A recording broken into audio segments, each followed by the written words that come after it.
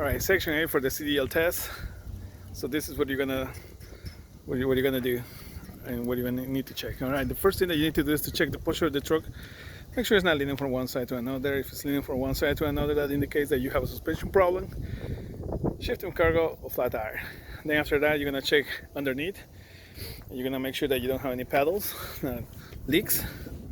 Make sure you don't have any kind of leak like oil, coolant, or power steering fluid reservoir, power steering fluid leaks. Then after that, you're gonna check the lights. Lights on the top, the two lights on the sides. That light, that's the clearance lights, and the three lights in the middle, those are the ID lights. They're amber in color, they have proper color, no water, no condensation, no loosening missing screws. Then after that, you're gonna check your headlights and your blinkers and your marker lights. And you're gonna check for proper color, no water, no condensation, proper secure, make sure they are clean and clear. As soon as you finish with that, you're gonna open the engine compartment. So just pop the hood. Just gonna go to the other side. This way. Use your power stand. One head right here, foot right here, and pop the hood. And you're gonna start it from the passenger side. All right. Well, right here we got the coolant reservoir. Well, you're gonna say I'm checking the engine compartment now. I'm gonna make sure there's not leaking anything. If it leaks, I'm gonna find out what is the leak problem. The first thing that you're gonna check is the coolant reservoir. You're gonna make sure it's secure. You have a cap on it. Make sure all the electrical part and all the hoses are secure as well. Make sure it's in a proper level. If you're not able to see if it's in a proper level, you have to open the cap. But you're gonna wait for this thing to cool down. Otherwise, you can burn yourself. This thing is gonna be super hot. All right. Then after that, you're gonna check your alternator, which is this guy right here. And when you're checking the alternator, you're gonna check for the bolts. There's properly secure, top and bottom. Then after that, you're gonna check for the wires that is connected in the back. Make sure you have proper connection right there, and make sure the wires that are not burned. That's the alternator, and you're gonna say the alternator is a belt driven. You're gonna check your belt as well. Make sure the belt you have a proper tension, no more than 3/4 of plate. Make sure there's not dry routed. Make sure there's not cuts on it. Then after that, you're gonna check for your water pump, which is this guy right here. Make sure it's properly secure in the back by the bolts, so you guys can see it. Make sure you don't have no coolant leak in there, and also it's a belt driven, and you're gonna check the belt as well, that you have a proper tension on it. Then after that, you're gonna check for the oil, which is this guy right here. This is the dipstick, and this is where you have to fill it up. So make sure when you check the oil dipstick, you're gonna unscrew it. You're gonna take them off, clean it, put it back in, and put it back out. So you don't have to do that on the day of the test, but you need to explain to the guy the way that you will be doing it. All right.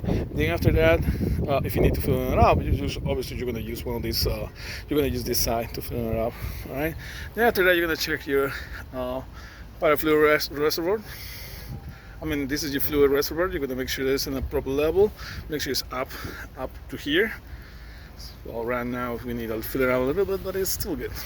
Then after that, you're gonna go around. That's the driver's side. Remember, we're doing section A right now. Now you're gonna go to the driver's side. The other one is the passenger side. This is the driver's side. Remember, every single truck is completely different. Maybe the truck that you are looking for is a little bit different, but you are looking for the specific cement stuff that we're looking for right now. So what you're gonna do right now is you're gonna check on this side, and you're gonna check for this guy right here, which is the air compressor. You're gonna make sure that there's no signs of oil anywhere around. Make sure the hoses in the back of the air compressor, they are properly tight and secure.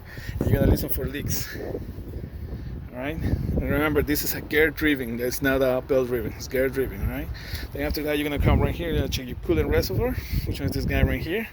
You're gonna check for the proper level. If you're not be able to see it, if you're not able to read it right here, so you have to open and check for the proper level. You don't have to do this thing on the day of the test, but for just for a reference, I'm gonna open and check it. All right. Make sure all the hoses they are tight and secure. Make sure they are not frayed, they're not turned, and make sure all the connections are secure as well. Then after that, you're gonna check your drive shaft. The wheel drive shaft is this guy right here.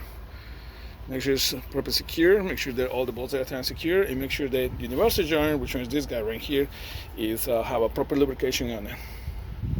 All right. Then after that, you're gonna check your steering gearbox, which is this guy right here. When you're checking the steering gearbox, you're gonna make sure this doesn't have no cuts, no cracks, anything with metal, cracks, welds. Make sure all the bolts there are secure. Make sure that there's no leaks in the bottom. Then after that, and remember, for the power steering fluid reservoir, this is a gear driven too, right? Now this is the steering box where we described. Now the steering gearbox is connected to the pivot arm. Pivot arm, make sure it's properly lubricated right here on the connections. We're gonna check the pivot arm and the drag link. Make sure it's properly secure by the bolts. This have a specific names. For this one is the castle nuts actually. Yeah, you have 3 visible ones. Make sure it's secured by the cat pins right there, so you guys can see it. As soon as you finish with that, you're gonna check your suspension system. Remember, we're doing class A. We're gonna do the suspension system. The first thing that you're gonna check is the spring mount, which one's right here, one in the front, one right here in the back. It's kind of hard to see it. Make sure that you don't have no missing bolts. Make sure everything is secure, non-factory welds, not crack. Then after that, you're gonna check your for your U-bolt. Which one is this one right here? The U-bolt. Make sure it's secure in the bottom. Make sure it's secure to the axle. And then you're gonna check your lead spring, which one is this guy right here. Make sure the lead spring is not CVB. It's not cracked or broken on factory welds. Make sure you don't have any. Make sure it's proper alignment, no more than quarter inch or alignment. If it's more than quarter inch or alignment, you have to put the truck out of service. When you're checking the shock absorber, you're gonna make sure that the shock absorber is secure in the bottom and also on the top. You're gonna make sure it's not leaking in the middle. It can leak anywhere, but most of the time it leaks in the middle. That's the suspension system. Now what we're gonna do, we're gonna do the brake system. By doing this brake system, we're gonna check the brake hose, which is this guy right here.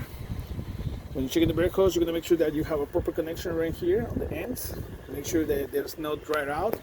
Make sure that you don't have any bubble pins or anything like that. Then after that, you're gonna check your air brake chamber, which is this guy right here.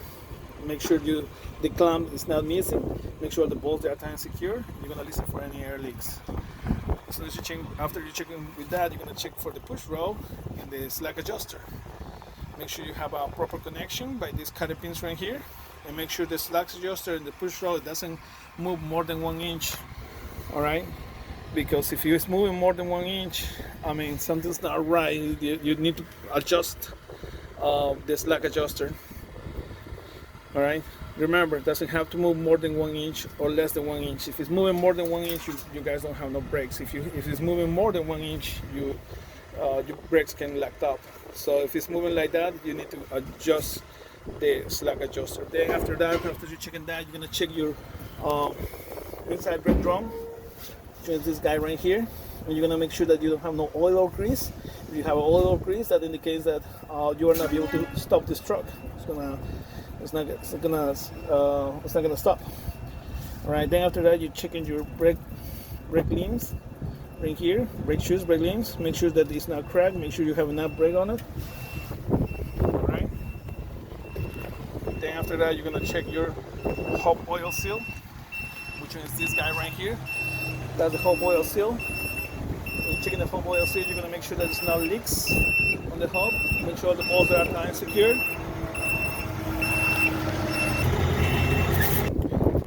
Alright, hub oil seal, we're going to check the hub oil seal. You're going to make sure that the hub oil seal is on a proper level. If it's not on a proper level and you're not able to see it from the side glass, you're just going to unscrew this one. You're going to put it in a flat area, in a level area, so you can unscrew it and check it out for a proper level.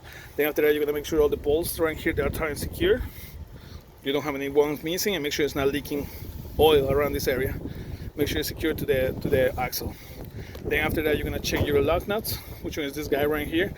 Make sure the lock nuts, they are secure, every single one of them. Make sure it doesn't have no rust behind it. Make sure you don't have any missing lock nuts. Make sure they are pressed and secure. Then after that, you're gonna check your ring. When you check your ring, you're gonna make sure there's not CVB, crapping, and broken. And make sure you don't have no unfactory wells as well. If you have unfactory wells, I mean, you'll not be able to drive. Then after that, you're gonna check your stem bulb right here. So you're gonna check the pressure for the tire. It needs to go like 100 psi as a minimum, but you need to check in the tire, you know, how much pressure that you're supposed to have it. Then you're gonna check your tire. You're gonna check the outer, the middle, and the inner tire, and you're gonna make sure that you don't have no ABC, abrasion, bubbles, or cuts, bulges or cuts. When you're doing that, you're gonna check also the dip tread on the tire. Make sure it's no less than 432. These tires in the front, they have to be matching. They have to be twins. Make sure that the tires they are not recap or regribbed.